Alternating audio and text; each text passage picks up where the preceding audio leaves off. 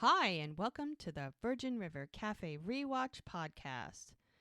Good afternoon, Gigi. Good afternoon, Tracy. We're How's it going, girl? good. We're starting a little bit later this time because sometimes mornings are busy. It's true, but it's a great afternoon. It So is. it's nice just to get things done. Have you had a good weekend? Had a great weekend. It's just, this is the great thing about living in California. The weather can be so amazing. It really can. I agree. I So agree. So what are we enjoying for our I drink caffeinated beverage today? my caffeinated beverage of choice today is I usually go with a green tea lemonade. They have sort of this particular place for the summer, sort of a raspberry strawberry drink Yum. tea I drink love raspberry potion. tea. It's so yummy. So it's really good. I might So have to that try that. I might have to go get some. yeah, That sounds really good. it's really good. So yeah, so there's that. So yeah, so that's what I'm having today is my caffeinated choice. Oh, nice. So I went with a my espresso over ice, and I decided to Mm-hmm. get some brown sugar cold foam today. Just felt Ooh, like yeah, you and your brown sugar. I know I love brown sugar and cinnamon together is like perfection. Perfection. Now we Mm, did go out to sort of like a breakfast brunch this morning, and mm-hmm. I ventured because I needed some coffee. I just needed some caffeine, and so you get it with your lunch. So I wound up making my own Ah, little brew because it's just regular coffee. They did have flavored. They had vanilla coffee, and they mm-hmm. also have a Sunday bar. So I took my hot and I didn't really have a cup to put it in for ice because you pay for extra drinks, but you get a coffee cup with your drink. And my daughter got a drink, so I took her coffee cup and I put Nice. caramel in the cup. And then they had vanilla creamer, the little packs of vanilla creamer, and they have vanilla coffee. And I just did that, and my husband drank half of it, so I had to go back and get more. And then he drank half of it again. And I'm like, okay, this is my second cup of coffee, and I don't think I've had a full cup yet. So fortunately, it was early because he will be bouncing off the walls until probably 10 o'clock tonight. Uh, Me, I could yes. lay down and take a nap right now, and it's fine. Yeah, your husband does not do well with He caffeine. he enjoys it, but it Yeah, affects it, him it like it doesn't affects enjoy most him. people. No, Yeah, it doesn't enjoy him. That's the problem. it's too much. It's Yeah, he needs to take a sip and just let it go. No, he was like, "Oh, this is good," and he kept drinking. I'm like, "Dude, that's my." He goes, "Can you go make another one?" I'm like, "You want me to give you the directions so you can make it since you just drank it all?" So he's like, "No, you make it better." I'm like, "Oh, brother, Mm, yeah. such a man." So yeah, so Uh, I wound up making three, oh, and I jeez. finally the last one before I even got back to the table, I drank Mm. like half of it, and then I he shared the last half with me. So Oh, how nice. I know, right? He was like, "Oh, well, where's the rest?" I'm like, wanted to make sure I actually got some this time, so I started drinking it before you got your hands on it. It paws off my coffee. Anyway, so I am fully caffeinated today, and now that I'm enjoying my ice, that was a hot one, and I do that once in a while. And Yeah. now I have my iced one, and the cafe Yes. is open, and we are ready. You're And ready we're to gonna go. need it Okay. because this is a rough episode. This episode Oh, this episode. Oh, this episode is so heartbreaking. And I know people thought this was coming and they anticipated it and they dreaded it, and when it finally happened, it's like just heartbreaking. Yep. I mean, again, another episode, probably the first 5 or more times I saw it, I just cried my eyes out. Yeah. And then the subsequent episodes, because the aftermath is Yeah. also equally hard and That's hard. heartbreaking. Yeah. I always say Yeah. that, season 5 was good, but I watched that because I've rewatched every season multiple times, many unhealthy, many amount of times, whatever. Um, but season 5 was the beginning of season 5 was good, but then we get to this section and it's just hard. It's just hard to watch. Yeah. And Yeah. again, It's the one season I did not rewatch. Yeah. It's not. It's I could not do it. Yeah. It was too hard. Not only was it too hard, I just wasn't feeling what the writers were feeling for these characters. Yeah. And I have to say, I was royally pissed off by season 5, Many to be people honest. were. Many people were. And like I So, said, it was a new showrunner and they decided to like go big or yeah, go home. And yeah. But the thing, I always feel like when they do that, they don't feel the needs of the watchers. yeah, And I understand they're trying to do their own thing. But they're you've got to making their remember mark. that. And yeah, I Right. know. But we have followed these characters for several years and we are invested in these characters. Right. So when you When come you hurt along the with characters, you're hurting exactly, us. right, and you come along and you want to make your mark, you're not pissing off a whole audience who has followed them. And sometimes you lose audience members because you do that. And Oh, and there was a and lot of angry people. yes, there was a lot of angry people. And the point is, your job is to gain more followers, not lose them. Yeah. And then on top of that, piss off the ones that you already have. Yeah. And season 5, oh my God, did this for us. And Yeah. that's why Yeah, for I sure. could never, and this is why I watched season 5, I have never replayed it because I So was this is sad and almost then I kind of was like pissed.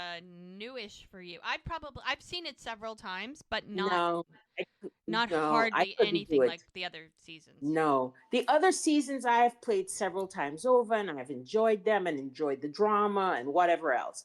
But season 5 has literally been, I think this is the thing about when when you've watched a show so long, there are seasons where you go, this wasn't my season. Or there's episodes where you're like, I'm just gonna skip right over that one Yeah. because yeah. Well, I have to say for me, I basically watched season 5 and never looked back. I have never replayed it. I have never looked at it a second time. And and even though there are lots of moments that are very, very poignant Yeah. as far as the You saw it certain once and that was enough. and I was just like, I'm good. Yeah. And fortunately enough, they make it up for us in season 6. But Yes. I have to say season 5 was a breaking point for me. And I'll be honest with you, they almost lost me in season 5. I'll Yeah. be quite honest with you. They almost lost me. But I said, okay, let's see what they do in season 6. If they're going to gain back my confidence, Yeah. gain back my trust. And they did. Because I It was think they close though. realized It was close. it was because I think writers need to understand that. I mean, showrunners need to understand that. I get you want to make your mark, but you do not attack the main characters to the point where you do crap like this and then expect to be your audience to stand by you because no. Yeah. We've Yeah. stood by the characters for 4 years and you come along with yourself going, I'm gonna make my mark, and then you mess it up Yeah. as far as we're concerned. I mean, you may not have seen that in your eyes, I mean, but you no, I'm totally with you, and I didn't agree with how they did it. I understand why, why? and I get that. Yeah, but I get it. think the I thing, don't like it, yeah, and yeah, it did make full circle, and it all came out in the end. But yeah. But I don't like the way they went I know, about it. I'm sorry. and the thing is, I don't know that they could have gotten to that point in a different way because they. I mean, I hate to say it, Eh, this needed to happen. As much as no Um, one wanted it, no one liked it, no one agreed with yeah. it, and everybody was against it, it makes sense. Eh, you're gonna have to And stick we'll to get that there, and we'll get opinion. there, I and I'll know. go further detail into why I say Yeah, that. I I mean, think I think my point, my feeling about it is, don't, if it's not fixed, don't break it, don't touch it. You and know what I mean? I hear what you're Mm, saying, and the thing is, Mel and Jack were equally and separately broken, yeah, and this incident is what brought them to a single focus. This is what brought them together. If they can endure this, they can endure anything. And that was the goal. maybe. That was the goal. Mm, I mean, and yeah, we hate it, but look where we are now, getting ready to, they're filming season 7. And it's a whole yeah, new world, and they can handle anything. They've lived through it all between the two of them. So, Yeah. yeah, I mean, we don't like it. We hated it, and it was sad and it was heartbreaking. And another thing, I mean, not many shows delve this far deep into this kind of a situation. I That's mean, true. That's a true. lot of them, Yeah, it's I like, mean, oh, I lost a baby. yeah, And that's it. and they have been very good at dealing with issues. Being real Um, about it, too. Being real yeah, and being raw. real about it and raw, and that I give them kudos to, and the fact that the secondary characters have very strong stories. Hmm. Like Bert, and all these characters, that we love on the Lizzie, side. yeah. And Yeah, and Ricky and and and Liddy, and yeah. right, and all these characters, and we appreciate the fact that they don't forget them and just throw them in just to throw them in. Yeah. You know, It's not we are fluff. The other invested. characters aren't Right. fluff. They're actual, like, And they're meaningful. right, and we are invested in their secondary characters besides the main characters, which is something very few shows do. Yeah, You I know, agree. very few shows do. So I give them kudos for that. But they went and messed with my Mel and Jack, and I know. I know.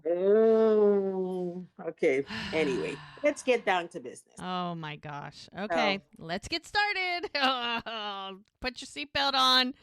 We might next time, we have a really hard episode. We might have to do it at night with a glass of wine instead of our coffee. I don't know.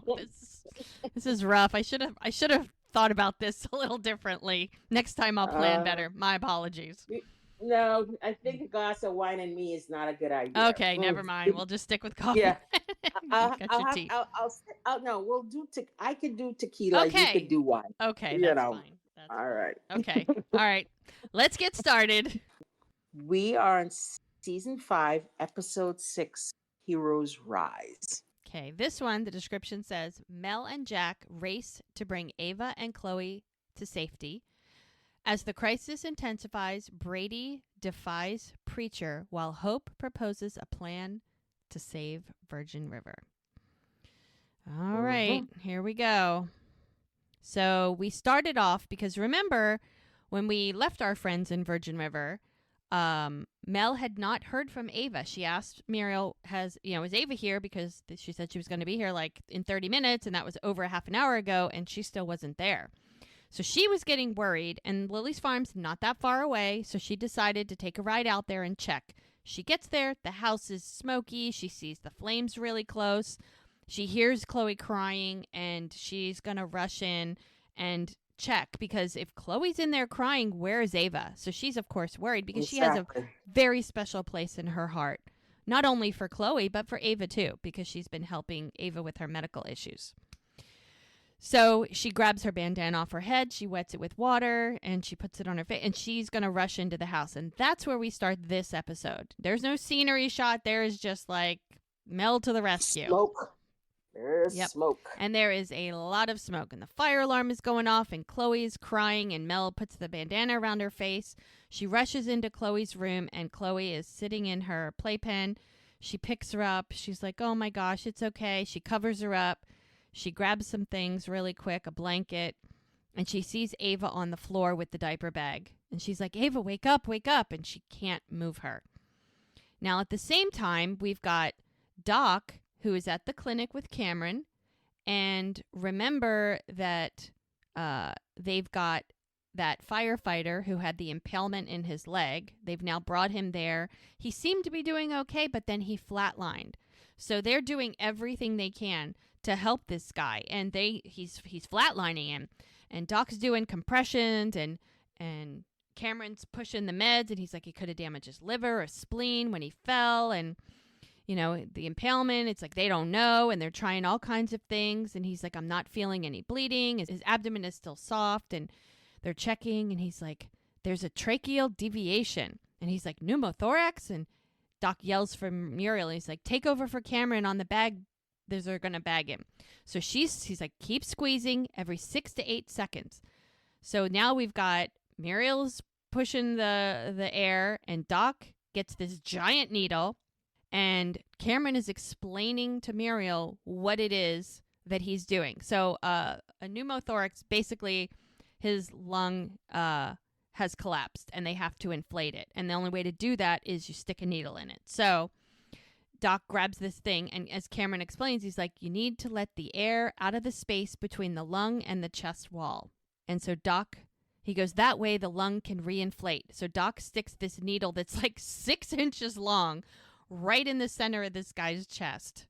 And he goes, now, if you had to watch very closely when you watch this episode, because if you weren't paying too much attention, you would have missed it. Because I know the first couple times I watched it, I didn't catch this.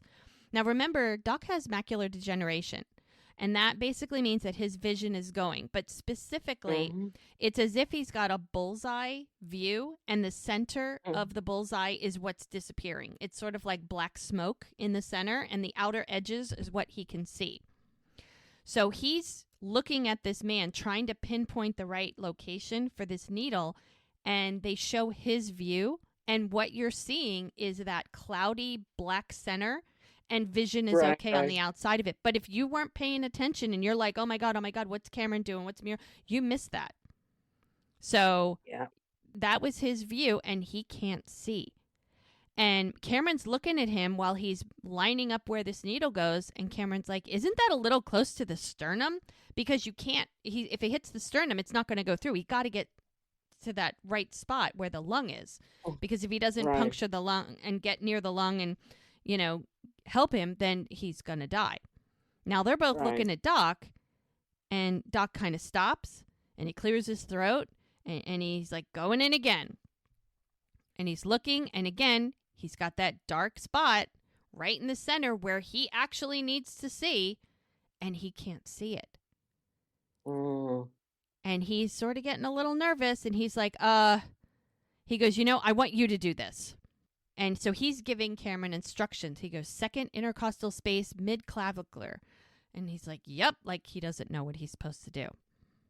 And Cameron jumps in there, stabs it right in, pulls it out, gets the air out of there, and all of a sudden, the guy's breathing okay. So that's the first time, because Doc's been saying, my vision's okay. Yeah, I'm losing my vision, but it's not affecting my work at all. I'm still fine. I'm going to still continue. And Mel knew that at some point, his vision was going to disrupt his ability to do his job. And that's why she said, Cameron needs to stay, that you want me, but you need him. And this is exactly the reason why. She knew this day would come, and she didn't want the wrong person to be there in case of an emergency like this. Because if it was Mel, he could have talked her through it. That could have wasted precious minutes and seconds that this guy could die because she doesn't really know exactly what to do, and Doc can't do it, and he would have to talk her through it, and that's just not right. And she knew that. So Cameron's there for a reason. Now, Cameron probably is not going to take this so good because he's going to know something's up, but he's not going to deal with it right now. He's just going to handle the patient. So now we see big forest fire, tons of smoke. I mean, it's looking pretty bad. The whole sky is orange. I mean, they did a really good job with like the CGI and stuff. So we're back in the forest, and Denny and Lizzie are both in tears, sitting in the car, kind of stuck with fire everywhere around them, and the road to get out is blocked by an abandoned car. And they don't know what to do. And she's like, we got to get out of here. And she's like, no. Like they don't know what to do. And they're both in tears. And she's like, it's getting too hot in here. She goes, Denny, we got to get out of here. We got to make a run for it. It's like, where do you run? I mean, seriously. She's like, Denny, he's frozen. He's literally frozen. And she's looking at him like, you need to do something. And he doesn't know what to do either. And all of a sudden they hear a car honking at them. And guess who it is? It's Bert. We love Bert. Bert comes rolling past them in his tow truck, and he barrels right by them, and she yells, Bert, and he rams the car that's in the way out of the way, knocks the car out of the way, and he backs up to them. He looks at them, and he goes, go, get on out of here. And then he barrels ahead of them, and she's like, drive, Denny, drive. And they follow Bert out of there. And that was the only way out, was this road. Now, at the same time, we've got Jack, who he got Mel's message that she was going to check on Ava, who hadn't shown up yet. And so he decides to go to Lily's because he knows where the fire is coming because he was at the pot camp and he knows where Lily's house is and the farm. And that's kind of in the way of where the fire was heading. And of course, he's terrified. He's worried that something happened, that she didn't make it there, that she could be stuck there or whatever. But he's, he's got to go check. So he heads to the farm. And as he's pulling up to check, he sees the house is on fire and Mel's car is out front. So he knows she's there. And panic ensues. Oh, yeah. The house is on fire, the top floors, and he's yelling, Mel, Mel. Now, at the same time, we get our scenery shot. And it's pretty bad. There's a lot of smoke and a lot of fire. Now we get to inside Lily's house, and Mel has the baby. She's got Chloe. And she's shaking Ava, and she's like, Ava, Ava. And Ava starts coughing. So she's not dead, thank God. She was just unconscious. And she's like, wake up. And then Mel hears Jack. And she's like, Jack? Jack? Because she can't believe that he's there. I mean, she's thinking, how am I going to take the baby and Ava? Like, I can't save both of them. I've only got two hands. I'm only one person. So she yells, and she goes, oh, my God, Jack, Jack. So she's got Chloe in her arms, and Chloe's crying. And just as Jack walks into the house, one of the beams falls down that's on fire. Mel's on one side of it, Jack's on the other. I know, of course. Let's make it as dramatic as possible. And he's like, go around. He goes, Ava's stuck in Chloe's bedroom. I can't get her up. He goes, I got her. Just go through the kitchen. And she's like, okay. And she's coughing, and she grabs Chloe. He grabs a blanket. He puts it over his head, and he climbs through the debris to get to Chloe's bedroom. He sees Ava. He goes, Ava, Ava, let's get out of here. He goes, give me your hands. You ready? And he pulls her up, throws her over his shoulder, kind of like fireman's carry, and pulls her out of there and starts running. At the same time, Mel runs through the back of the house, through the kitchen, and she's down the steps and gets to the car where his car and her car are. And she's like, it's okay. It's okay. It's okay, baby. You're okay. Because, Chloe's freaking out. Mm-hmm. And then Mel's yelling, Jack, Jack. And then she sees Jack finally, as Chloe's crying, finally she sees Jack come out with Ava. And Ava's like, Chloe. And she goes, I have her. She's right here. And of course, Jack goes right to Mel. Are you okay? And she goes, yeah. I'm fine. She goes, and Ava can't figure out what happened. She's like, oh my God, I'm sorry. I fell. I must have hit my head. And then we hear Chloe start gasping for air, and she's not breathing right, and she's coughing, and all the attention goes on her. And Ava's like, why is she making that noise? Thank God Mel's a nurse. She goes, she inhaled smoke. I need to get her to the clinic. And she's like, and Jack's like, let's go. Let's get her in the truck. And Ava's like, the barn, I can't leave the animals. And Jack's like, no, I'll get them. I'll take care of it. So he grabs Ava, and he's like, look, you go with Mel, and I'll meet you there. And Mel yells, be careful. So the two of them are going to take Chloe in her car back to the clinic. Jack's going to take care of the animals, and he'll meet them there. At the same time, we're still back at the clinic dealing with this man who seems to be having a problem, but I think we figured it out. I think between Doc and Cameron, he might be okay. He says, we need to get him to the hospital. Could be a hole in his lung, leaking air, because his lung collapsed. We don't know why. Could be anything. I mean, he did fall, and he did get injured, so there could be a lot of other things going on that their equipment in the clinic just can't figure out. So they've got to get him to a hospital. Okay, so they're like, we won't know what's going on, and and he might arrest again. And so he starts barking out orders of what medication that they should give him. They've got to basically prep him for when the medevac team comes. So they're going to call the medevac team and hope that they can get in there in order to get this guy out. Doc looks at Cameron, and he's like, good job. And apparently the monitor is beeping regularly. So right now the guy is stable, but there's a chance he's not going to stay that way. Cameron is looking at Doc like, what the hell just happened? And Muriel's looking at Cameron like, I'm not saying anything. You need to talk to him. Like if looks could speak, Volumes are being said right now without a single word. And then Yeah. Cameron can't, Cameron, because he can't hold his tongue ever. Definition of inserting foot in mouth is Cameron. Uh, And he's like, that. what just happened? Mm-hmm. And he's looking at Muriel because he's thinking she's got the answers. She does, but she ain't talking. Well, she's got to play her cards right because she's very loyal to Doc, but this could have been the difference between this man's life. So it's a fine line. Okay, so we're back at the command center, which is Jack's bar, and we've got the fire chief and Nick. Nick just looks distraught. Nick is so far out of his depth for the handling this situation. He doesn't even know which end is up. So the fire chief is like, all right, now give that to me again. And everybody is just trying to figure out what's going on. Now Hope is like, okay, so they're just kids, and I let them drive out in the middle of a wildfire because she requested that Denny and Lizzie go check on Bert. And Liddy's like, Hope, I'm anxious enough as it is without you making it worse. But they're all just very worried. And Hope is wanting to take over because she's been through this before. Because the fire that Jack mentioned 7 years ago, she was the mayor. And she handled this situation.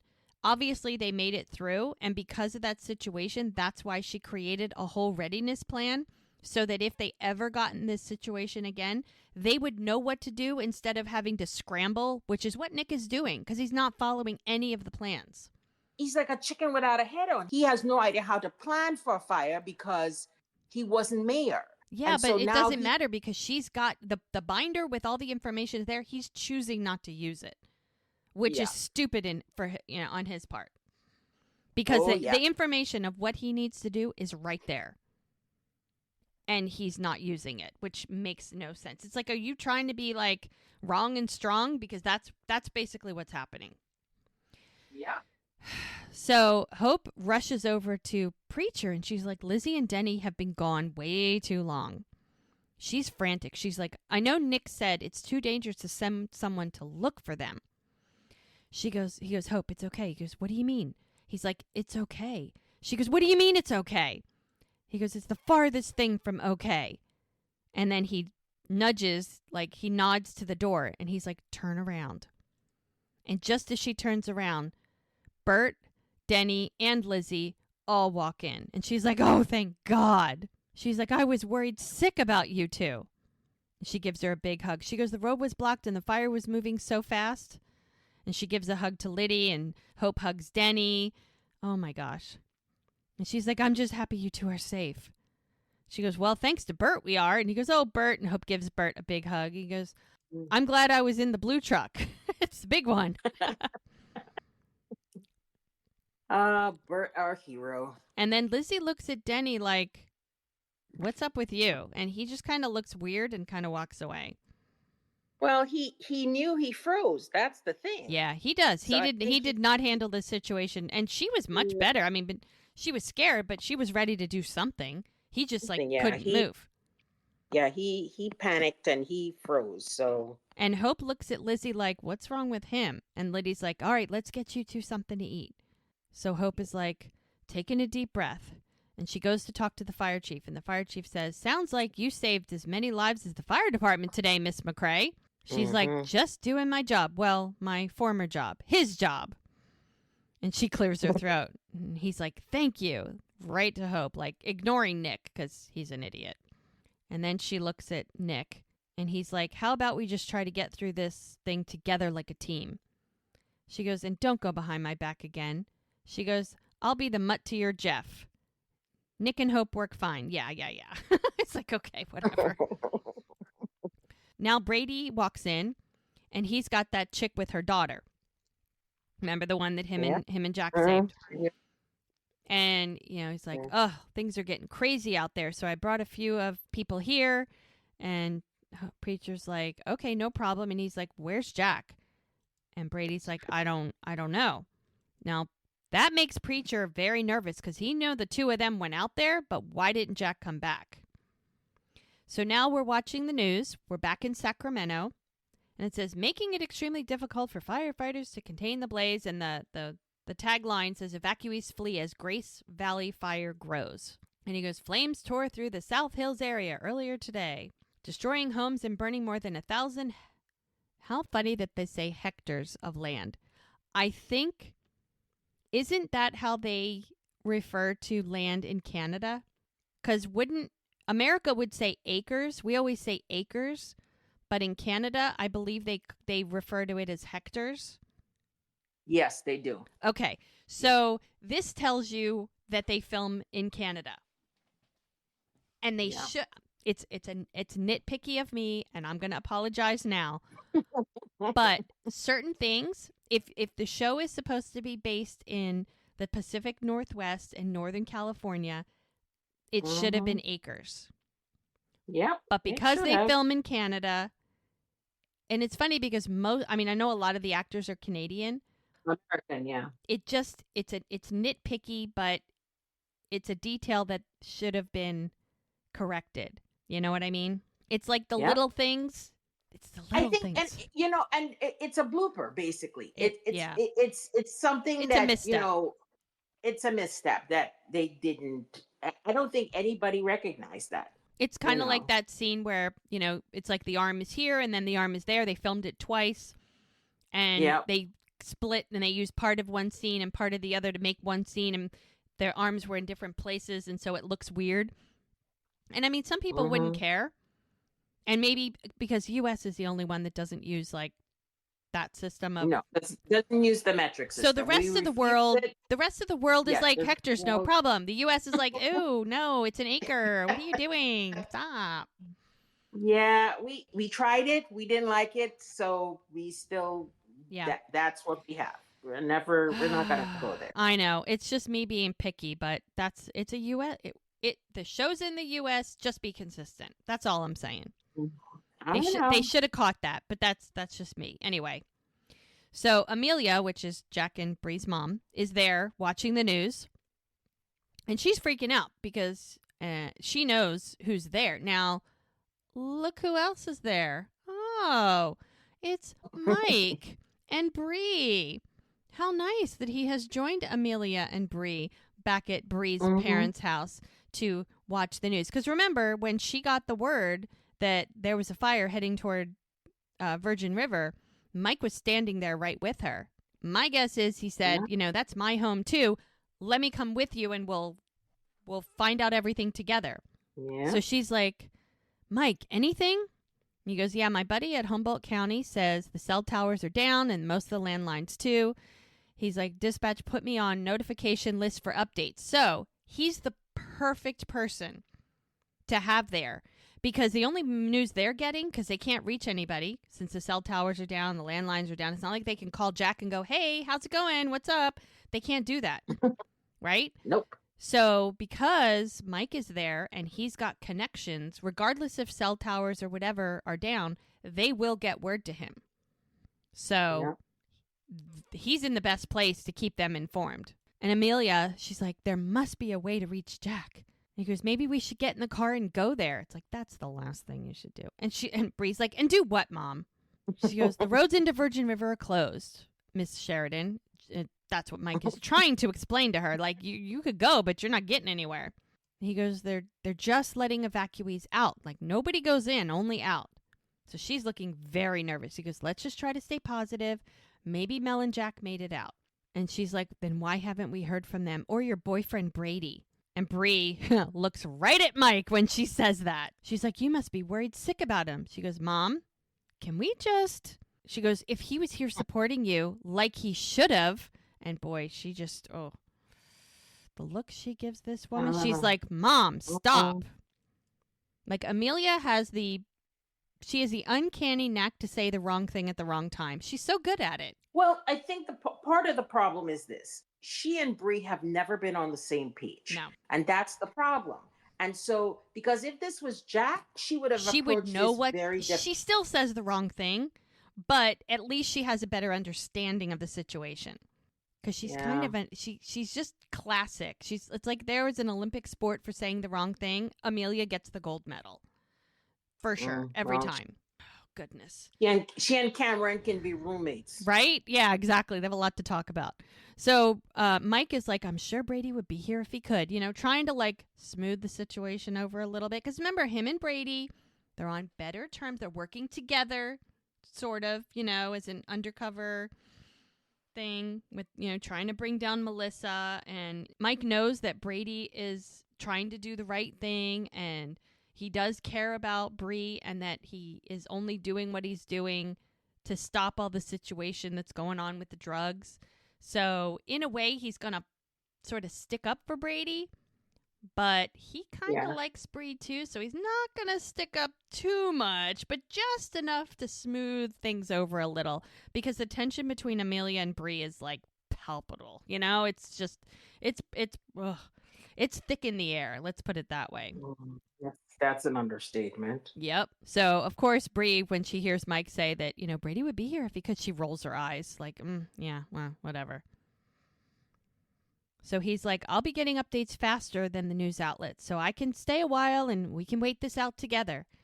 And Amelia's like, oh, that would be wonderful. Thank you, Mike. And she's like, is anybody hungry? I could order us lunch. Let me find some menus. So he's like, thanks. So Bree gets up and she walks over to Mike. And she's like, Mike, you don't have to stay if you don't want to. He goes, you can go back to the hotel, or he goes, I want to stay. And she's like, okay. So now we're back at the clinic. Doc's in his office. He's looking out the window, and Cameron walks in. And Doc's like, how's he doing? And he's like, well, he's stable for now. He's, going to be out for the next few hours. And he goes, good. Well, we're on the list for the next available medevac team. And he goes, but it may take a while because, Grace Valley's overwhelmed. And Cameron's like, what happened in there? Doc takes a deep breath and he's like, I've been diagnosed with macular degeneration. I've been receiving treatment. He goes, wait, how long have you known? Cameron's pissed. Mm-hmm. And he's like, 3 months. And he goes, and I'm finding out like this? And he goes, I intended on telling you. He goes, what would have happened to that firefighter if I didn't step in? He's like, it has never affected my work. And Cameron's like, how could you put him in that situation? And then they get, Doc gets a little mad. He goes, don't question my integrity. Do not. And there's a knock at the door. And it's Muriel. And she's like, I'm sorry. I need all hands on deck. And they both kind of look at each other and head out to see what's going on.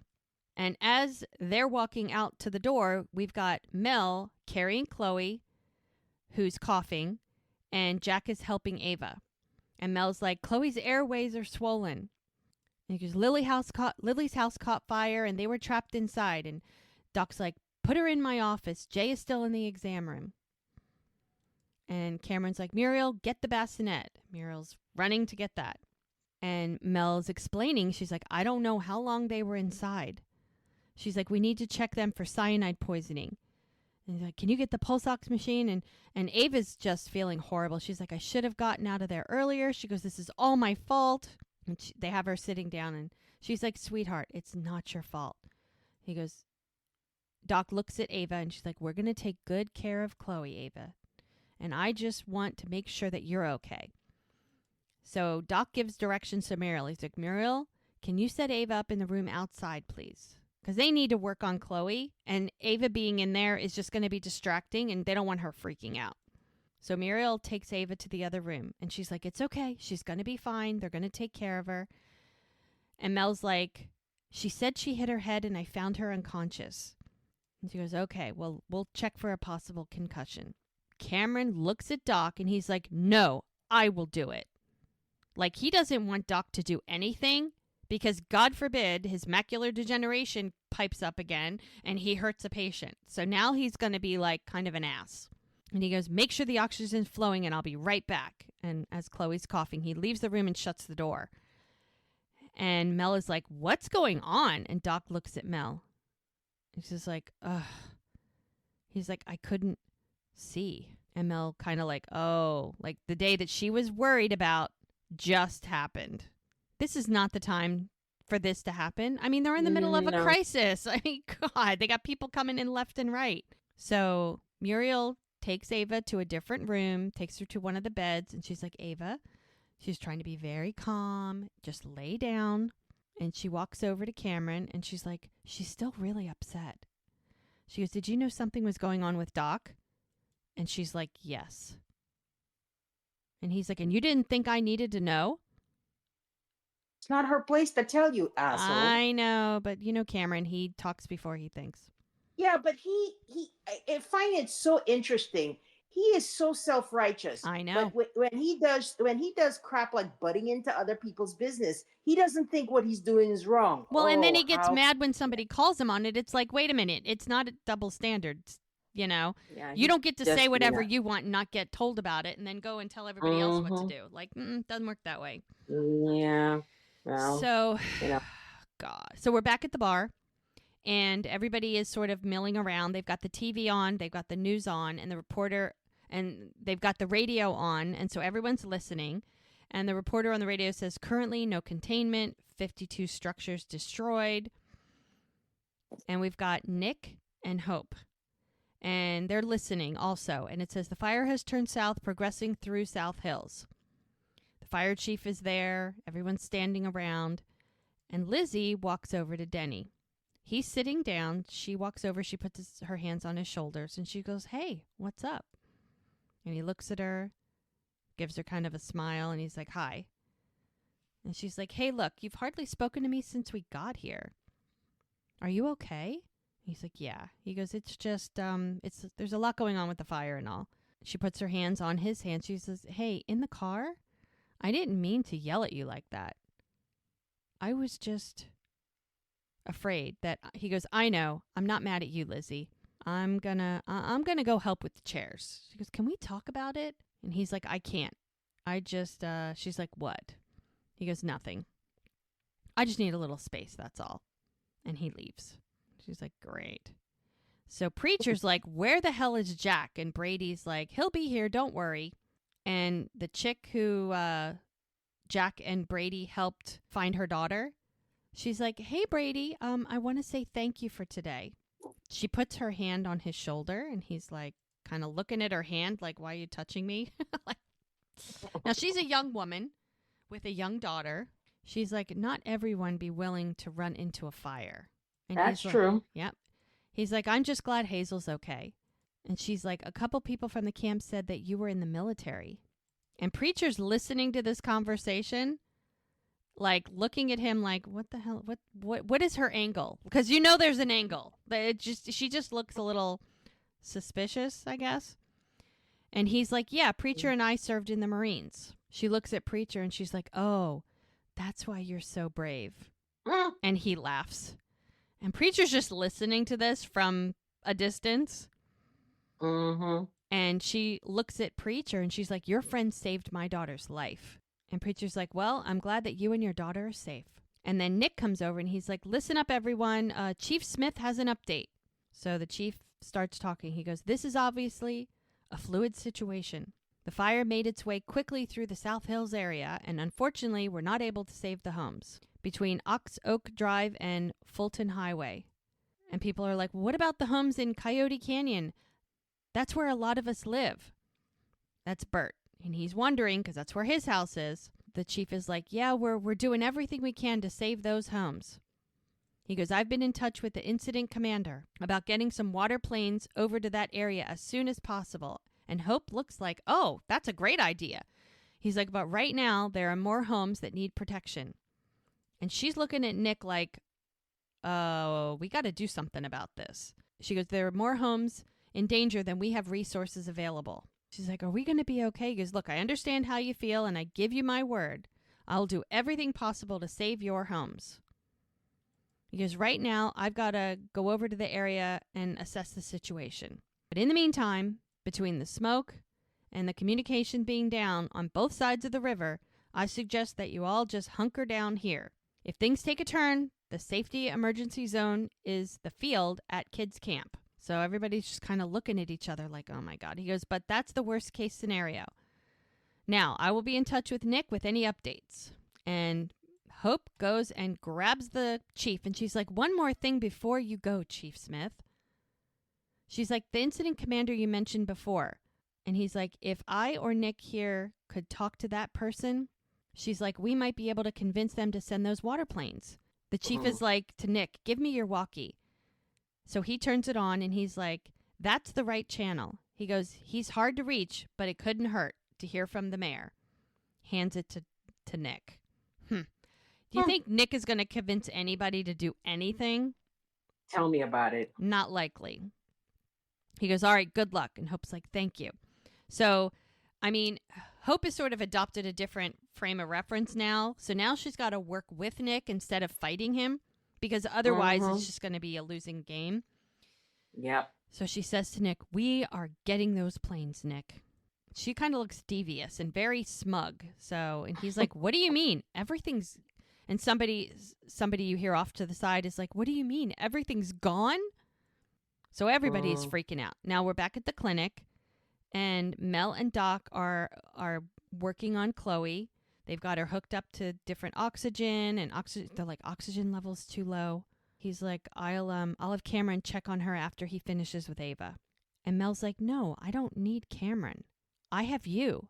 And he goes, if what happened with Jay happens again with Chloe, she's like, Doc. She goes, Doc, if it happens again, we will deal with it. And he's just upset. He looks like he's going to cry. Yeah. I know that what happened must have been disconcerting. But this town needs you right now. And if, God forbid, Chloe takes a turn for the worse, there is nobody that I would rather have standing by my side than you. And as he gets upset and his eyes get red, it makes his eyes look so blue. Because he's got blue eyes anyway. But when he's upset, they are like piercing blue. I just had to throw that out there. He's got really nice eyes. Yes, you blue-eyed people. I know. So he takes a deep breath and he's like, okay, let's monitor her cyanosis and signs of hypertension. So they're going to monitor Chloe. And Doc is like, we have to be ready to intubate if needed. And Mel's like, right. And Muriel walks in and she looks at Mel and she's like, Jack's here. And Mel's like, oh. And she's like, Doc, she goes, you go. I got Chloe. And because remember, Jack was missing and he stayed back at the farm to get the animals, but nobody had heard from him. So she didn't know where he was.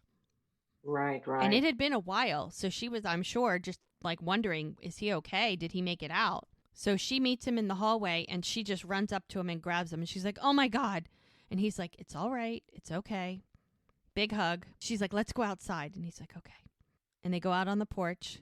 He's like, I got all the animals out, but Lily's house and barn are completely gone. And she's like, oh no.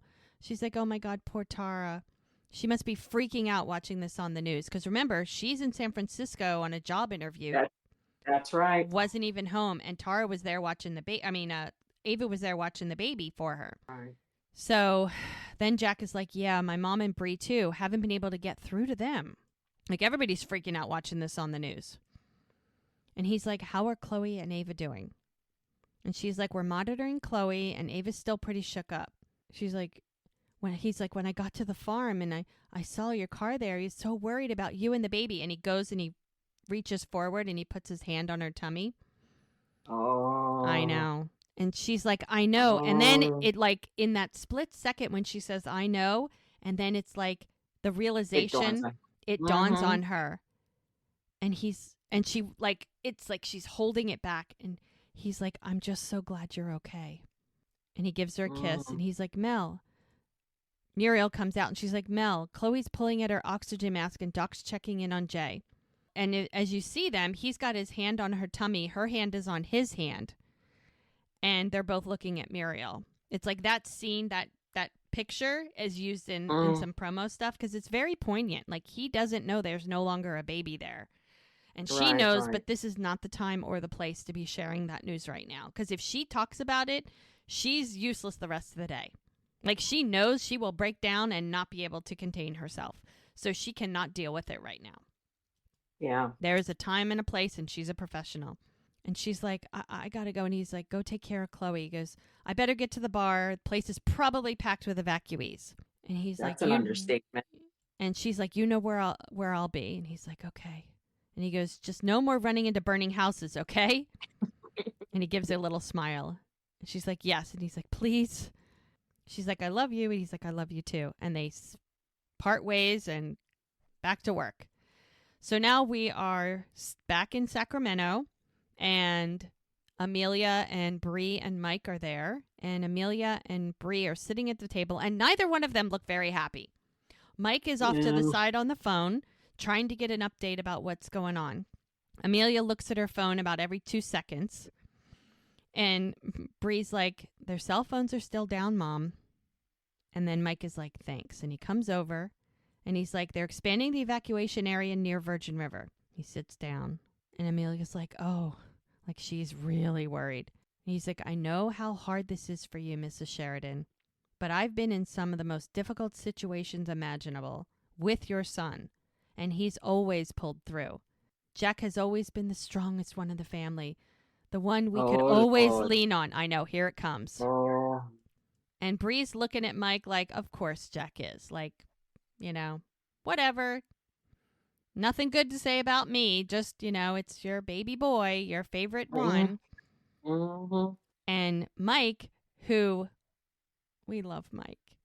Mike. We do love Mike. We love Mike. He stands up. He's not even with her. Like, they're friends. And they're not even, like, good friends. And he's like, you know, and it's like, oh, her heart just skips a beat when he says this. He's like, you know, you're also sitting next to an incredibly strong person. Now, Amelia is probably thinking, yeah, you are pretty strong there, Mike. But no, that's not who he's talking about. And he looks at Bree. And Amelia kind of looks at him like, huh? And he said, what your daughter did in court today took a tremendous amount of strength. And she looks at Bree. And Bree kind of like shyly kind of smiles. And Amelia's like, yeah. And shakes her head. And Bree just kind of chuckles. Like, that's it? Just a yeah? That's all she's going to get from Mom. She's like, no other comment? And she kind of gives her a curt smile. And she goes, come on, Bree. She goes, you know I think you're strong. She goes, oh, do I? She goes, that's weird because I don't think I've ever heard you actually say it. I've heard you say that Jack is the strong one, Dawn is the funny one, Mary's the saint, but what am I? She's like, Bree, this is not the time. She goes, it's never the time, is it, Mom? I'm seriously asking you, what am I? He goes, right now I think you're a little selfish. Oh, that was not the thing to say. 'Cause she's, really, Amelia? Really? Seriously? Unfortunately, some of us are blessed with mothers like this. Ooh. And Bree just is like, okay. And she starts laughing. She stands up and she leaves the room. I gotta pick up my shit and move. I'm sorry. Well, I mean, they're waiting for... They're waiting, so they can't really do a whole lot. I'd have told Mike, you know where I am. Let's go back to your hotel and watch the news there. Like, seriously. Exactly. I was not going to stand there and take that bullshit from her. I'm sorry.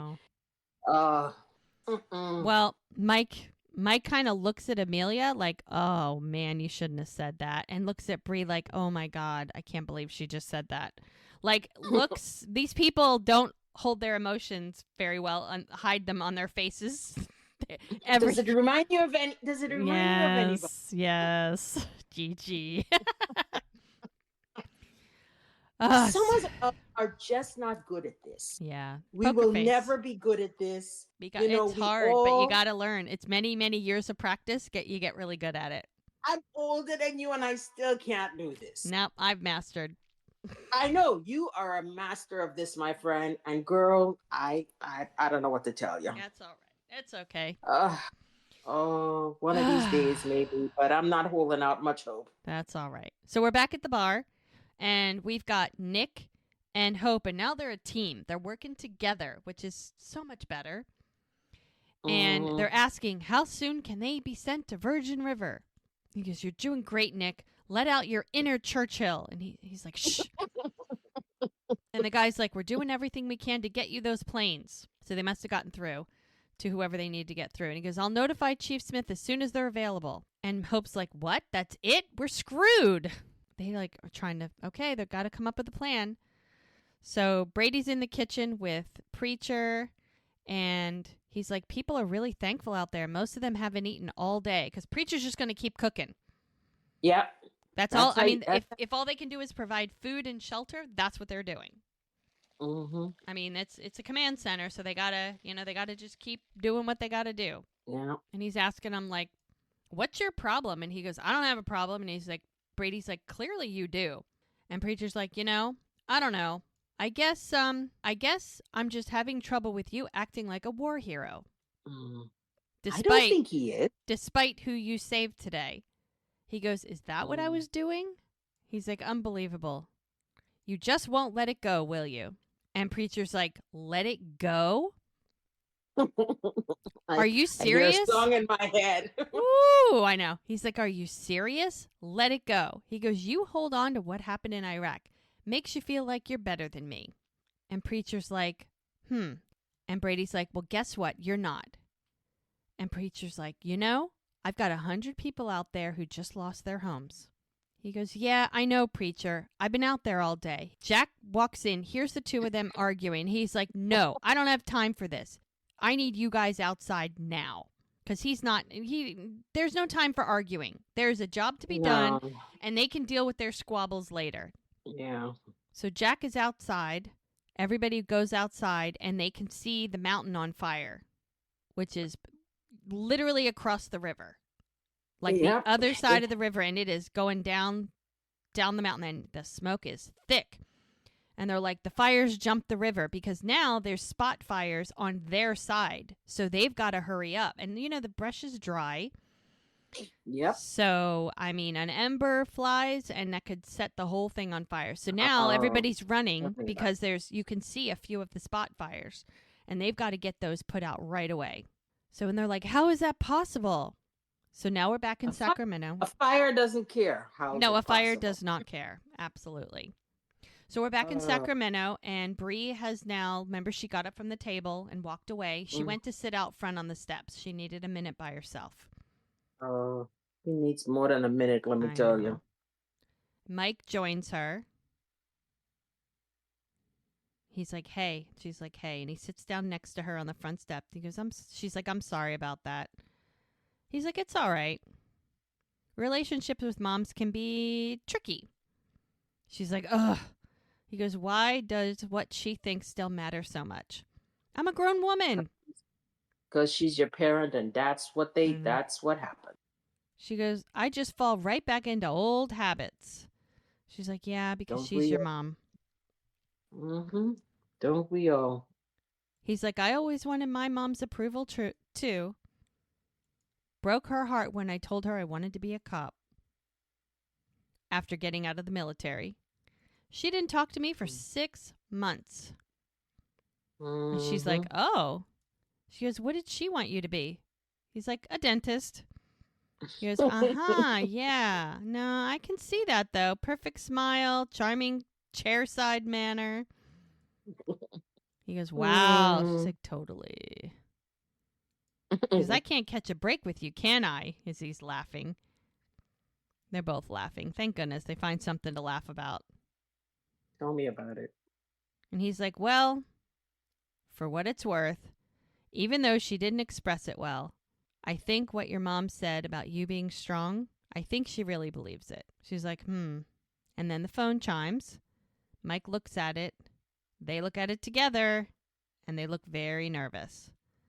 There's another alert. We're back at Jack's bar. Everybody's getting the same alert. And he goes, Nick yells, "Everybody, please just stay calm." "Is the bar still safe?" Liddy's asking. He's like, "You said the fire wouldn't cross the river." Everyone's looking nervous, and they're starting to yell. And he's like, I don't know. And Hope gets up on a chair, and she's like, "Simmer down. This is a mandatory evacuation notice for all of Virgin River. So leave your belongings and make your way down to the field at Kids Camp." Remember, that was the secondary location. Mm-hmm. "In an orderly fashion. Like the fire chief said, this is our designated safety zone. But the main thing is to stay calm." And Joellen walks in, and she's like, "The B&B just caught fire. Nick, we have to do something." He goes, "I gotta go." And Hope's like, "Nick, you can't do anything to save the B&B. what you can do is help the people here. Because now they're panicked, and panic is contagious. He's like, you're right. Joellen, go down to the safety zone with Liddy, and I'll meet you there. And she's like, okay. So she grabs Liddy and Denny and Lizzie, and they're all going together. He's like, okay, it's going to be okay. Just breathe. It's going to be okay. So pretty much everybody's almost out of there. It's just Hope and Nick. And he's like, thanks, Hope. Now, Jack is buttoning up the bar. So they're getting the umbrellas down. They're closing the windows. Everybody's heading toward the safety zone. And Brady's helping Jack kind of get everything ready. And he's like, gather the rest of the umbrellas, move everything wooden away from the bar, because if the picnic tables catch fire, then it could catch fire to the building. So, you can't save everything. So move them away. And Preacher's hosing the building down because every little bit helps, right? Yep. I mean, that's what a lot of people do. They get a hose and they hose their roof because an ember's going to fly. It's going to be on the roof. Yeah. And Jack's like, hey, Bert, give me a hand with these tables, will you? And Bert's helping. And Denny's like, so as everybody's running out of there, Denny's like, I need to help these guys. And Jack is like, make sure that Doc and Mel know to evacuate. Get them to the safety zone. And Lizzie kisses Denny and she's like, I'll see you there. Jack's like, come on, guys, grab what you can. The river bank is on fire. So everybody jumps over and everybody's running to get things away from where the fire is starting. Now Hope's talking to Nick and she's like, this is about saving the entire town. Check on the status of those planes. And he's like, they're not going to get here in time, Hope. So unless you know somebody with a plane, it ain't going to happen. And Hope's thinking, and she stops dead in her tracks, and she's like, I do know someone with a plane. So all the guys, every guy, is running to the riverbank. They've got shovels and picks because there's a bunch of places on fire on their side of the river. Like, the wind's picking up. He goes, what are you talking about? And Brady's like, a backfire. We clear the vegetation from here to the water line and burn what's left. And he's like, Preacher's freaking out. He's like, hell no. No one's lighting a fire anywhere near the barn. And Brady's like, fire's already here. I'm telling you. And Jack is like, hey, Preach, hear him out. He used to fight fires in prison. And Brady's like, it'll turn the fire away from the bar. Trust me, I know what I'm talking about. And Preacher's pissed. He's like, Brady, that's just it. I don't trust you. And Jack jumps in. He's like, come on, he may be right. And he's like, you're siding with him? In this instance, yeah. He goes, I'm not siding with anybody. That's the enemy right there, as he points to the fire. He goes, all right, we got to do something or our bar is going to burn to the ground. It's almost like he's challenging him. Mm-hmm. And he looks at Brady and he's like, do it. So Brady runs and he goes, Bert, Tony with me. Let's go. Come on. And Preacher's like to Jack, you better be right. And then Hope yells to Jack and she's like, Jack. She comes out to find him. She goes, Hope, what are you doing here? Get back to the safety zone. She's like, I just got off the radio with Chief Smith. I figured out a way to save Virgin River, but I can't do it alone. She's like, come on. So he's got to leave whatever he's doing. Hopefully there's enough people because she's got a plan. So we're back at the clinic, and Doc is given some instructions to Muriel and Cameron. She's like, moving someone in Jay's condition is incredibly risky. And Mel's listening too. She's like, if he went into arrest again, either on the move or in the safety zone, we would not have what we need to keep him alive. And Cameron's like, what's the alternative? And just then, Denny runs in. And he's like, have you heard? There's a mandatory evacuation of Virgin River. He goes, yeah, we heard it on the radio. He goes, then why aren't you leaving? He goes, we have a patient who can't be moved. He goes, you can't all just stay here. The fire's almost at the bar. And he goes, you're right, Denny. We can't all stay here. He goes, I am staying and everyone else is leaving. And Mel's like, what? No, Doc. He goes, I'm not taking a man in critical condition to an empty field. And Doc's like, I'll wait here with him until the medevac team arrives. And Cameron's looking at Muriel, and Muriel's looking at Doc, and Doc is looking at Mel, and everybody's looking at everybody. And Cameron's like, I'm staying too. And Doc's like, no, I do not need you to. And Cameron's like, yes, you do. Because he knows he does. Because if something happens and Doc can't see, that guy's screwed. No, that is true. Yeah. But Cameron has got to tone it down. I know, he really does. He's got to just, you know. And Doc takes a deep breath and he looks at Mel and he's like, Mel, get Chloe and Ava to safety, and Muriel and Denny can bring down what you need. Only if you two agree that if the fire gets too close to the building, we will move Jay at the last resort, Doc tells her.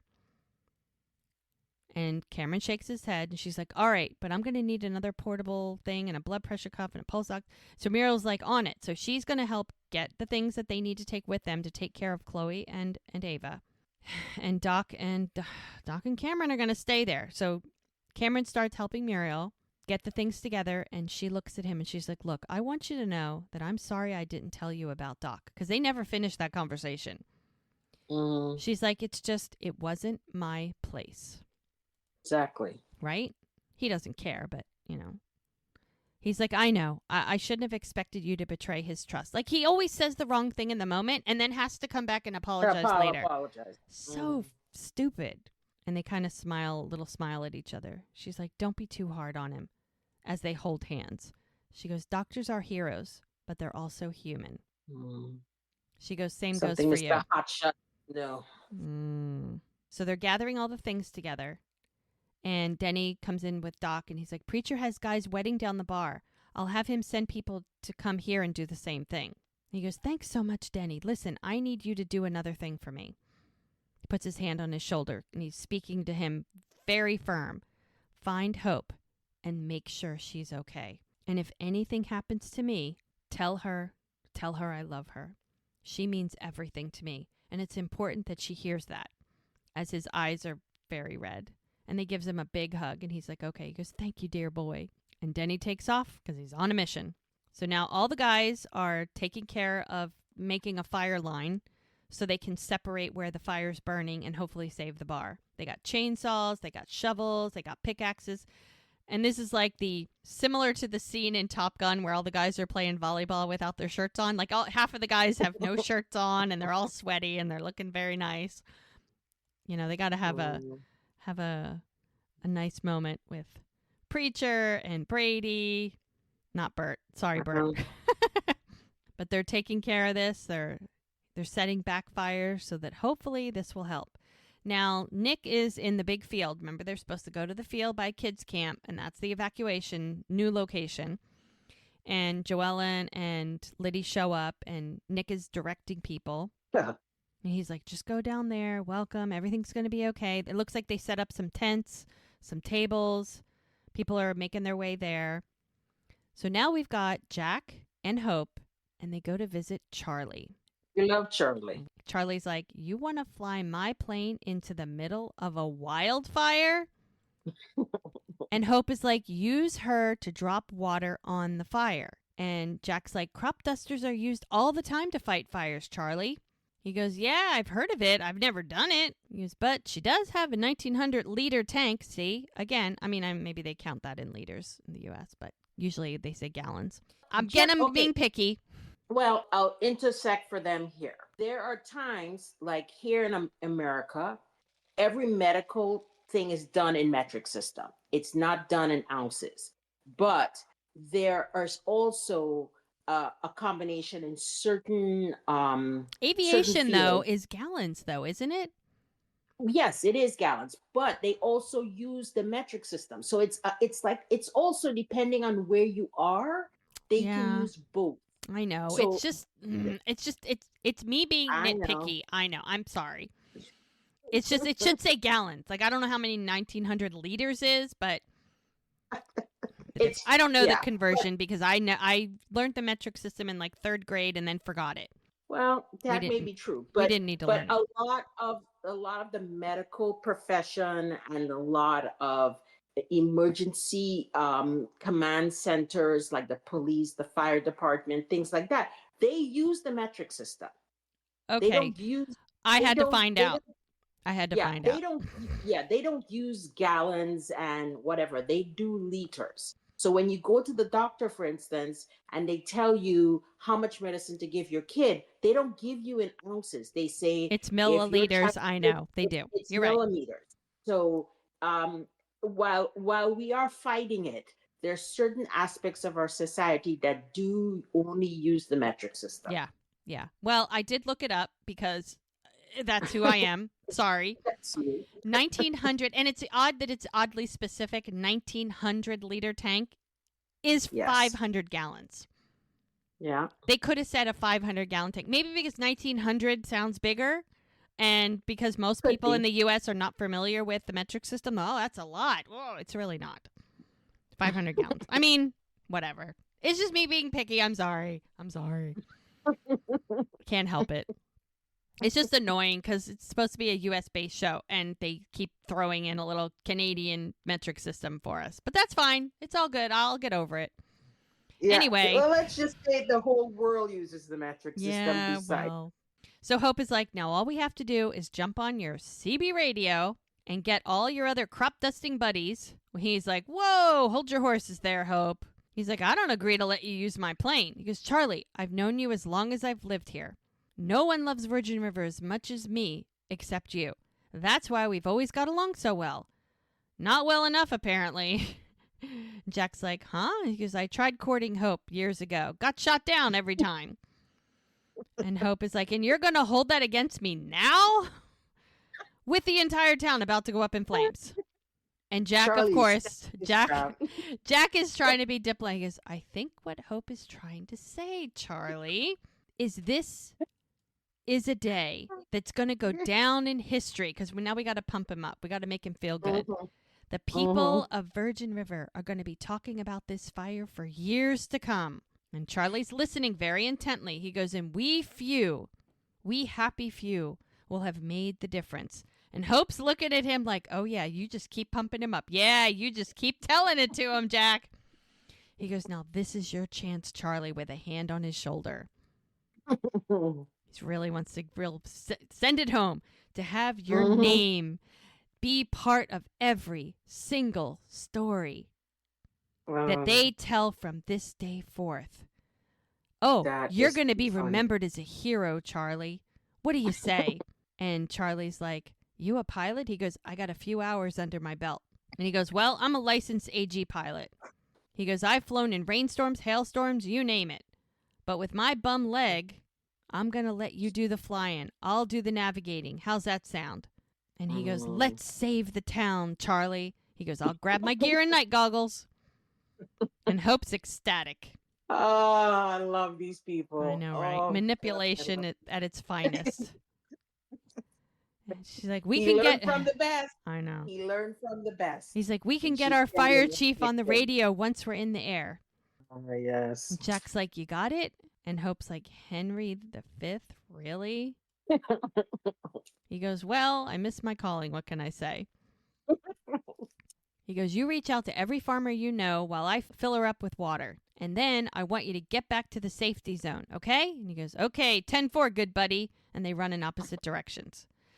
Now, Denny is at the location where all the people are gathered in the field.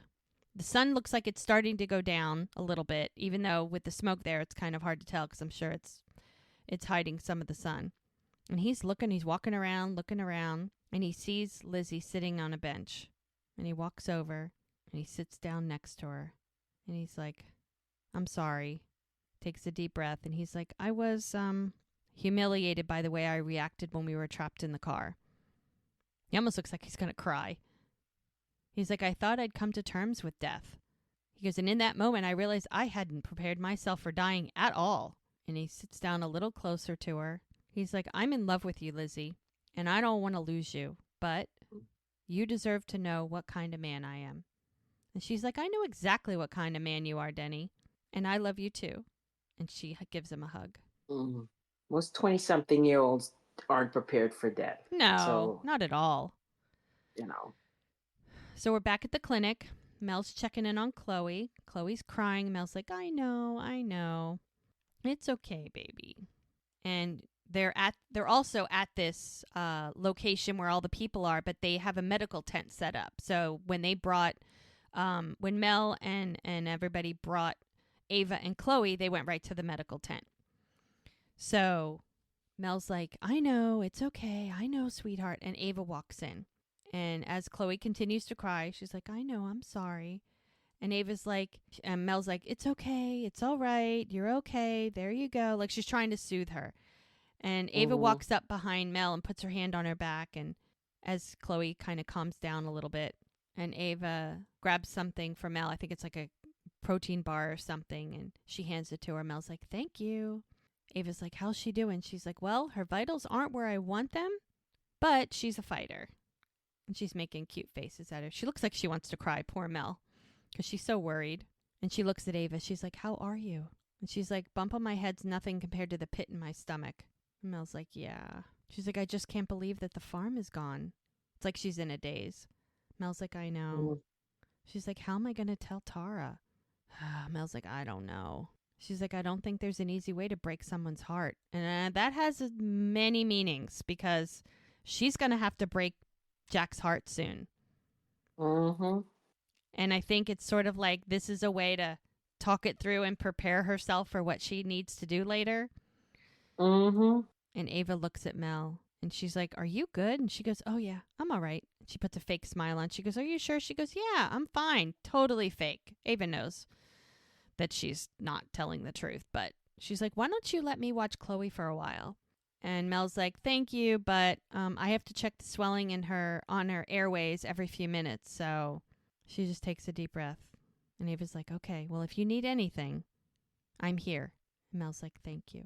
This would have been, I wish that they would have explored this friendship a little bit more because there's so few women Mel's age. Mm-hmm. I mean, if you think about it, you've got Bree, which obviously they're BFFs. They're sisters from another mister, which is cool. And considering they're friends in real life, that's awesome. Real life. Tara is a lot younger. She's like 10 years younger than Mel, so that doesn't really fit. Muriel's older, and she kind of hangs out with the sewing circle. And Charmaine. And clearly we're not going to be friends with Charmaine anytime soon. Oh, hell no. Right? Oh, hell. Who else is there? Now, Tara is only there visiting, so she's not a permanent resident. But it would almost be like people come to visit and wind up staying. It's like I wish that they would have kept her. I know she stays a while, but I feel like it would have been a nice add her to the group. Now, Kaya's also about the same age, but right now she's sort of fighting fires. She's a little busy between hanging out with Preacher between the sheets and fighting fires. She's very busy right now. Right? She doesn't have a lot of time for like girlfriends. She literally has her hands filled. Oh, 100%. From one extreme to the other. Exactly. And maybe when things calm down and if she decides that she's going to stick around, that could work. That could be another because I feel like these women there's not enough of them around the same age to like kind of like the sewing circle. They have their group. There's like 5, 6 of them. And they've invited Mel in and Tara in and all that. But they're older. They have their own generation, their own experiences. A lot of them have been married and divorced or widowed or whatever. But Mel kind of needs that in her age group. Yeah. I mean, not that she's not thrilled to spend all of her waking moments and sleeping moments with Jack, but I feel like her and Bree, they need more women for their little circle. Yeah. We can hope that will come in the future. Yes, we can only hope. So Mel asked Ava if there's any word from Jack.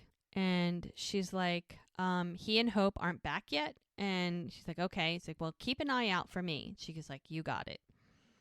So she's going to go. And Mel's just going to stay there and keep checking on Chloe and feeling horrible. So now we're looking at more fire. And all the guys are still working. They're getting rid of all of the brush so that it doesn't get close to the bar. And the fire chief shows up with a bunch of firemen and a truck, and he's looking at what it is they've done. They've basically cleared enough brush that it'll protect the bar. So the firemen are coming down, and Preacher looks, and he goes, man, am I glad to see you. And it's Kaya, and she's like, oh, roads have been impossible. We had to go the long way around. He goes, whose idea was it to light a backfire? And Preacher nudges to Brady, kind of like he's the one. And she's like, good call. He goes, bought us some time. I'm going to need you and your men to pull back now. And he's like, what? No, we're here for whatever you need. And she's like, I'm not asking you, Preacher. Now, funny how this is a bit of a role reversal. Because he's the big, strong man. I mean, he's literally a foot taller than her. Oh, hell yes. But she's the professional firefighter. So she's telling him to get out of town. And he's like, what? And he's looking at her. He goes, one of your injured firefighters is still at the clinic. Even if it means losing the bar, you keep him safe. He goes, yeah, there's a team headed up there. She goes, and Preacher, thanks for the text. It meant a lot. Because remember, he sent a text that he was thinking about her, hoping that she was okay. He sent that like early on. Yeah. She's like, it meant a lot. And they kind of nodded each other. And she's like, all right, wind's moving south. Hold the line. Let's go. Move. And she gets all the guys because she's the boss. So now they're in Sacramento. The sun's going down. They're watching things burn on TV. And I can't tell you how many times during fires we sit and watch the news and just keep hearing more and more reports of the winds moving. And this is how many structures have been destroyed and how much percentage it's contained. I mean, it's a scary thing. It's a scary thing to live through fires. Also, the fact is that your family has no idea what's going on and they're in serious panic. Because they know it's in Virgin River. Yeah. Right, exactly. And I can't tell you how many times my parents call and go, are you okay? And I'm like, I'm not anywhere near the fire. I say the same thing because they hear California and they don't. It could be 400 miles away and they think it's next door. They don't know. Yeah, exactly. Yeah, they don't. But when you have elderly parents, geography is not one of their strongest suits. Exactly. It's why they call you at 4 a.m, not realizing they're in a totally different time zone. And plus, people just hear California. It's not like, New Jersey or some small state where, this is a huge state. Like, you might feel an earthquake. And people like, did you feel the earthquake? I'm like, that's 6 hours away. No, I did not feel that earthquake. But they don't know. They don't know. They call and check. Thank you for calling and checking anyway. But exactly. So they're watching the news, and the reporter's like, fueled by unseasonably dry wind, the Grace Valley fire has now spread as far as Virgin River. So now Amelia's watching it, freaking out. She goes, and a level 3 leave now evacuation order has been issued for the town and its residents. And Bree walks in, and she's like, any news? And Amelia's just looking at the TV. She goes, it's the same footage from earlier. And she's like, well, Mike is checking in with Sheriff's Office for any updates. So, and the reporter's like, smoke, embers, and active blazes. Officials continue to urge the residents. She goes, I'm sorry I walked out earlier, Bree tells her mom. She's like, I didn't want us to go down a bad path. And, She goes, but I should have been more sensitive. I know how hard today has been for you. And Amelia's like, for you too. And she's like, sit with me, Bree. And the reporter's like, currently, the fear is that the fire could jump the river, which would instantly shrink the areas previously considered. And Amelia turns off the TV, and she looks at Bree with tears in her eyes. She's like, when something like this happens, it puts everything in perspective. And Bree shakes her head, yeah. She goes, and I think, why wouldn't I tell the people I love how I feel? She goes, the truth is, Bree, it has always been hard for me to do that with you. She's like, and I don't really know why. Bree's like, Mom. She goes, I know it's always been easier for you to talk to your father. And I think I'm jealous of that. And Bree's like, really? She goes, I know, it's ridiculous. She goes, but you've always been so smart, so clever. I really didn't know how to relate to you. Even Bree's starting to get a little teary. And she goes, okay, well, I didn't make it easy. She goes, no, you did not. But if I could do it over, I would tell you every day how much I love you and how much I admire you. They're both tearing up. And Bree's like, I love you, Mom. There's some nice music in the background. And Amelia touches her shoulder, and then Bree puts her hand on her hand. And they're both just kind of watching the TV with tears in their eyes. So now it's the fire is literally right on the river's edge. And there's a lot of smoke and a lot of flames, and the sun's going down, so it makes it stand out even more. And as it gets darker and darker, all you see is fire. It's nighttime, So the sun's gone down, and everybody is still kind of milling around in the kids' camp, which is the evacuation area. And they're basically just waiting. I mean, at this point, it's a waiting game. Can the firefighters get the fire out? Can the planes do what they need to do? And Nick is talking to people. Bert's handing out water. Muriel and all the sewing circle ladies are sitting together with blankets on. And then there's a plane overhead. And everybody stands up and watches the plane fly overhead, heading straight for the fire, and a big burst of water gets dropped. And everybody starts cheering and clapping. And Hope is like, that's our Jack up there flying it. She's like, and there are more planes on the way. They're going to keep making drops all night. And everybody cheers and claps. And Nick is like, I don't know how you did it, but when you set your mind to something, God help the fool who gets in your way. And she's like, Amen. yeah, I know, right? Oh, I mean, yes. Nick has to, like, give her credit. Exactly. 'cause- She's a force to be reckoned with. We all know this about Hope. She is a force Oh, yeah. to be reckoned with. Do not piss this woman off or get in her way. I know. She's like, couldn't have done it without you, Nick. And he's like, Mm. truth be told, on your worst day, you're a better mayor than I could ever hope to be. Amen, And sister. Liddy's like, Amen. yes, she is. And Nick is like, in fact, next town council meeting, I'm handing you back the reins. Mm. And she's like, oh my gosh. And they give a big hug. And everybody's clapping. Ah, yes. And Hope is looking around and she's like, where's Vernon? And Muriel's like, he's still at the clinic with Cameron. They're dealing with an injured firefighter. And Denny's like, there's a fire team there and the clinic is still safe. And Hope is like, let's hope the planes keep it that way. And Muriel pulls Hope aside and she's like, can I talk to you for a sec? And they kind of walk over to the side. And she goes, something happened to Doc at the clinic today that I think you should know about. Now we see more planes. Before there was just one. Now we see 3 more. Mm-hmm. Now at the same time, we've got Mel inside the tent, inside the medical tent, and she's holding Chloe and kind of like rocking her, just swaying. And Ava's like, Mel, you got to come see the planes. And she goes, shh. And Ava's like, oh, is Chloe sleeping? And Mel's like, yeah. She's like, her vitals are getting better. They're starting to become normal. She should be good by tomorrow. And Ava's like, can I hold her? And Mel's like, of course, here. And she hands her over. She goes, there you go. She's like, it's okay. It's all right. She's going to be okay. And they're both looking at Chloe and hugging. This baby has had a very interesting life, and she's not even a year yet. I know, right? She's like 6 months old, maybe? At On that. a good day, maybe. Yeah. The sun is just starting to peek up over the mountain.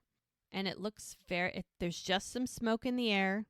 Things look a whole lot better. Lots of smoke, but the majority of the fire seems to be under control. We're back at the bar, and they're opening up the windows. Preacher's pulling open the front windows because the patio has its own sort of like garage-style door windows. And he goes, oh, looks like your backfire worked, as he's talking to Brady. And he's like, thank you. And he's like, don't need your gratitude, Preach. I need you to understand I'm not the man I used to be. And Preacher just kind of nods at him. All the firefighters are walking by. He's like, man, you got lucky, one of the firefighters says. And he's like, bar's safe, but fire marshal will have to do a walkthrough before you reopen. And he's like, okay, thanks. He goes, hey, you seen Kaya? He goes, yeah, she just went over to the clinic. They're medevacing her husband to the hospital. And Preacher's like, her husband? And the firefighter's like, yeah, Jay. He's going to pull through. Don't worry. Mm. Oh, it's like someone just punched him in the face. Oh, God. Like, really? Kaya? Girlfriend's got a husband. Didn't Really? tell him. Oh, man. I mean, what, do they got some funky open marriage thing going on or what? I swear, this man and women with husbands can't catch a break if he tried. He couldn't catch a break if he bought one. God. And he's like, what the hell happened here? What? Yeah, exactly. So we're at the clinic. Now, Jay, the husband, now that we find out, is all hooked up to, equipment and whatever. And Kai is right there holding his hand. And she's like, thanks for coming with me. She's like, of course. And the medevac team is getting ready to take him. Doc and Cameron are right there, and she's walking behind him. She goes, I can't thank you enough for everything you both did. And he's like, take good care of him, as she walks out and follows the medevac team. Cameron's going to have to talk to Doc at some point. Yeah. Now he's got to take his foot out of his ass. Yeah, I know. So Mike must have gotten some word. He's like, several areas reported significant damage because he's now updating Bree and Amelia back in Sacramento. He goes, but no casualties reported. And so everyone takes a deep breath. And they're like, no casualties? Oh, thank God. And Amelia gives a big hug to Bree. He's like, Jack will call soon as the phone lines are working again. It's like, oh, Mike says, he's going to have some stories to tell, I'm sure. And he's like, okay, well, I'm going to head back to the hotel and you two can get some rest. He's like, Mrs. Sheridan, thank you so much for your hospitality. She grabs his hands and she's like, Amelia, please. Because he keeps saying Mrs. Sheridan. She goes, Mike, you have been a godsend. Thank you. You are welcome here anytime. Oh, she likes him. Oh, she does. A lot. I'd like him too. Don't we all? She goes, hopefully I'll be seeing more of you. As she looks at Bree. She's turned into a matchmaker all of a sudden in the space of a few seconds. Oh my God. It's like, wait a minute. Didn't you, like the night before when you guys were having dinner, weren't you talking about Brady being your boyfriend and why he isn't here? Like, that was like 5 minutes ago. Seriously. Well, I think she figured since Brady let her down. Yeah, he's no good. We're going to cast him aside. Moving on. And he's like, yeah, I hope so too. Because he likes Bree and he's not going to fight that future. Oh, got to love it. And she's like, I'll walk you out. And Amelia kind of raises her eyebrows and Bree clears her throat like, Mom, get out of the way. Stop it. Knock it off. Goodness. So she opens the door and Bree takes a deep breath and she's like, thank you for everything. And he's like, glad I could be here. And thank you for trusting me enough to share what you've been through. And she's like, well, it really meant a lot to me to have someone here I could trust. Gives a hug. Nice hug. Probably a little longer than it should be. They get really close. Like, he's like, she's like, yeah, I should, he's like, yeah, I better hit the road. I mean, it was very awkward there for a minute. She's like, drive safe. He's like, bye, Mrs. Sheridan. She yells, it's Amelia. And they all start laughing. Now she pauses when she shuts the door like, what do I think about Mike? Exactly. So we're back in Virgin River. There doesn't seem to be a lot of fire, but there's a lot of smoke in the air. That's going to take a minute because the sun's up, but I mean, it's like you're seeing smoke haze through the sunlight. So Doc's in his office and he's packing up his stuff and Hope walks in and she looks at him as he has this little notebook that he carries around all the time that he writes stuff down in, all like maybe about his patients or things he's supposed to remember or what have you. And he's putting all this stuff in his old-fashioned doctor bag. Like nobody carries those anymore except for old-fashioned doctors. And he's one of them. So he's packing up his old-fashioned doctor bag and he sees Hope. And she's like, we're going to get through this together, Vernon. And he just kind of shakes his head and it gets very teary. Now Jack shows up at the kids camp where everybody is. And because, he was very busy probably all night, flying planes, dropping water, back and forth. And Liddy sees him and she's like, there he is. Oh, he goes, it was a group effort.